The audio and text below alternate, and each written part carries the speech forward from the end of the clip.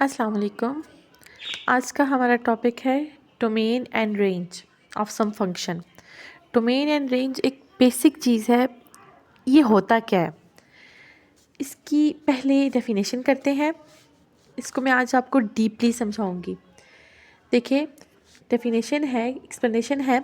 Late y equals f of x be a function of independent variable x। x यहाँ पे हमारे पास independent variable है और y इस x पे डिपेंड करता है। ठीक है, मतलब x की जो वैल्यूज़ हमें देंगे वो हम x को जो वैल्यूज़ देते जाएंगे वो y की वैल्यूज़ आती जाएंगी। So the set of real numbers that can be substituted for the independent variable x and give real numbers for dependent variable y, ठीक है, is called domain of the function। ठीक हो गया। and the set of real numbers obtained for the dependent variable y is called the range of the function। अब आपको मैं deeply समझाती हूँ कि रियल नंबर्स का वो सेट जिन्हें हम x की जगह रख सकते हैं और y की उनसे रियल वैल्यू आए। ठीक है, उस सेट के फंक्शन को हम कहते हैं डोमेन फंक्शन।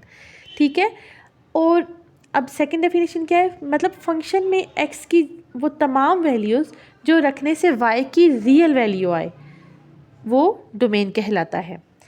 अब रेंज क्या होता है, फंक्शन से हासिल होने वाली वो y की वैल्यूज़, तमाम वो वैल्यूज़ जो रियल आए, जो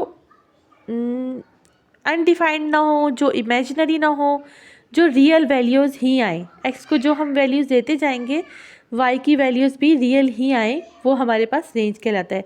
सिंपली हम कह सकते हैं आपको, इन शॉर्ट, डोमेन क्या होता है, डोमेन इज़ एक्स की तमाम वो वैल्यूज़ जो हम पुट करते हैं, ठीक है, तमाम वो रियल वैल्यूज़।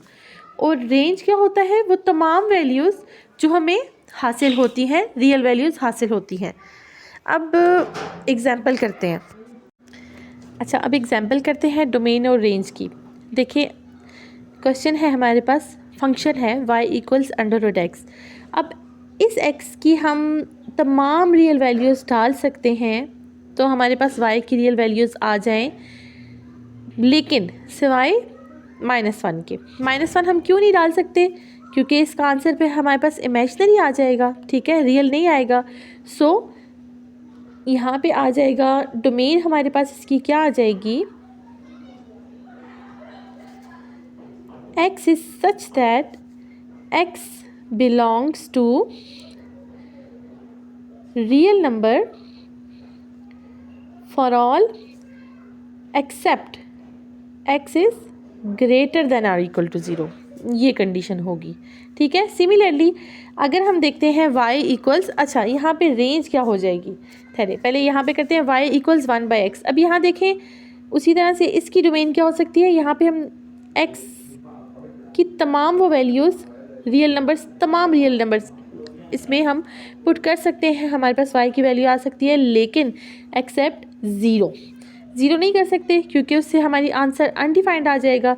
सो यहाँ पे डोमेन आ जाती है x such that x belongs to real number except x is not equal to 0। ठीक है, अब एक फंक्शन करते हैं, एग्जाम्पल करते हैं जहाँ से आपको रेंज की समझ आ जाए। कोई एग्जाम्पल लेते हैं, for example y equals x का स्क्वायर ले लेते हैं।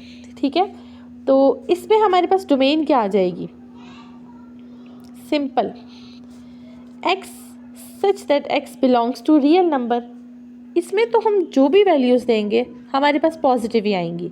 ठीक है, सो यहाँ पे क्या आ जाएगा, तमाम, ये हमारे पास की डोमेन आ जाएगी तमाम रियल नंबर्स। ठीक है, और रेंज क्या आ जाएगी, अब आपको पता है x का square it can never B negative, x square है यहाँ पे, x की value can never B negative, तो यहाँ पे रेंज क्या आ जाएगी, y इज़ ग्रेटर देन और इक्वल टू 0, 0 से ज़्यादा या 0 के बराबर इसकी रेंज आ जाएगी। ठीक है, अब नेक्स्ट आ जाता है, कोई ऐसी एग्जांपल देते हैं इसी पे, y इक्वल्स 1/x, यहाँ पे हमारे पास रेंज क्या आ जाएगी, यहाँ पे अब जाहिर सी बात है x is not equal to 0, domain आ जाती है हमारे पास ये y इक्वल्स 1/x, डोमेन आ गई x is not equal to 0, लेकिन तमाम x की जो वैल्यूज़ हैं वो रियल नंबर से बिलोंग करती हैं except x is not equal to 0। तो यहाँ पे